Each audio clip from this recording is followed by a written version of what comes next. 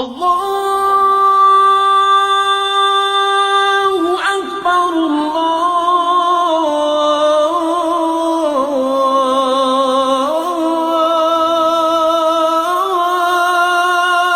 اکبر۔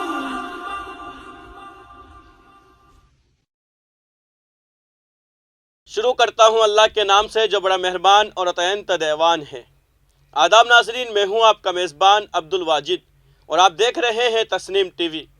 ناظرین، آج کی ہماری خاص پیشکش اسلام کیا کہتا ہے میں ہم بات کریں گے مال کی محبت کے بارے میں۔ اگر آدمی کے لیے ایک وادی مال کی ہو تو دوسری کی تلاش کرتا ہے، اور اگر دو ہو تو تیسری کو تلاش کرتا ہے۔ آدمی کا پیٹ مٹی کے سوا کوئی چیز نہیں بھر سکتی۔ آدمی کے لیے ایک جنگل کھجوروں کا ہو تو دوسرے کی تمنا کرتا ہے، اور دو ہو تو تیسرے کی، اور اسی طرح تمنا کرتا رہتا ہے۔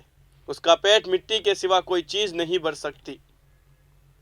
مال کی محبت کے متعلق بہت سی حدیثیں ہیں، ہم جانتے ہیں ان کے بارے میں۔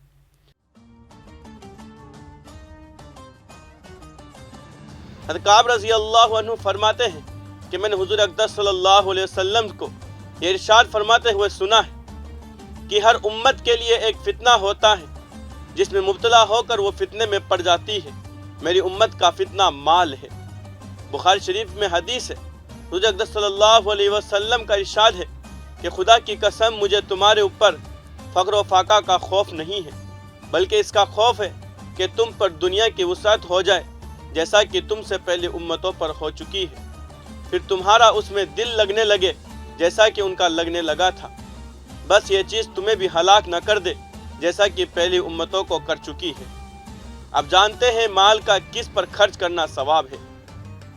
حضرت اقدس شاہ عبد العزیز صاحب فرماتے ہیں کہ مال کا خرچ کرنا 7 طرح سے عبادت ہے۔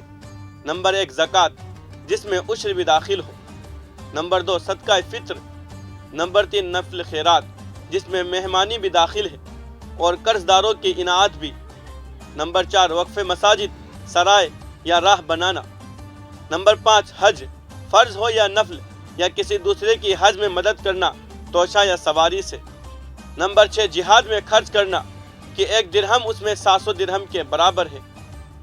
نمبر 7 جن کے اخراجات اپنے ذمے ہو ان کو ادا کرنا، جیسا کہ بیوی کا اور چھوٹی اولاد کا خرچ ہے، اور اپنی وسعت کے بعد محتاج رشتہ داروں کا خرچ وغیرہ۔ اب جانتے ہیں مال کی آفتوں اور نقصان کے بارے میں۔ اول یہ ہے کہ ناجائز طریقے سے کمایا جاتا ہے۔ کسی نے عرض کیا کہ اگر جائز طریقے سے حاصل ہو تو آپ نے فرمایا کہ بے جگہ خرچ ہوتا ہے۔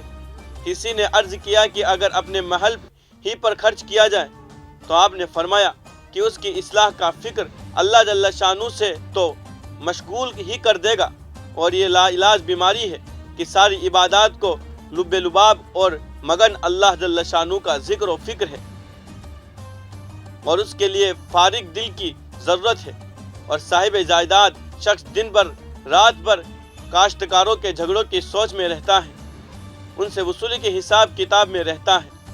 اسی طرح تاجر کا حال ہے کہ اگر شرکت میں تجارت ہو تو شریکوں کی حرکتیں ہر وقت ایک مستقل مصیبت اور مستقل مشغلہ ہے، اور جہاں تجارت ہو تو نفع کے بڑھنے کا فکر، ہر وقت اپنی محنت میں کوتاہی کا خیال۔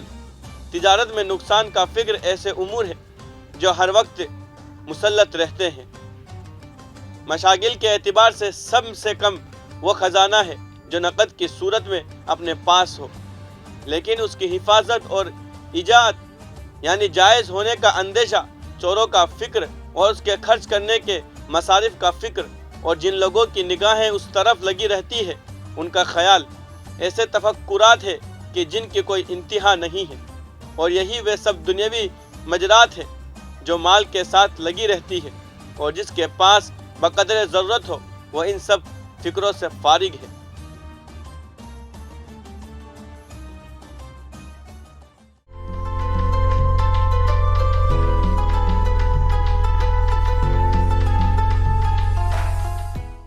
آج کی اس خاص پیشکش میں بس اتنا ہی۔ اگلے ایپیسوڈ میں پھر حاضر ہوں گے، تب تک کے لیے دیکھتے رہیے تسنیم ٹی وی، آپ کے میزبان عبد الواجد کے ساتھ۔ اللہ حافظ۔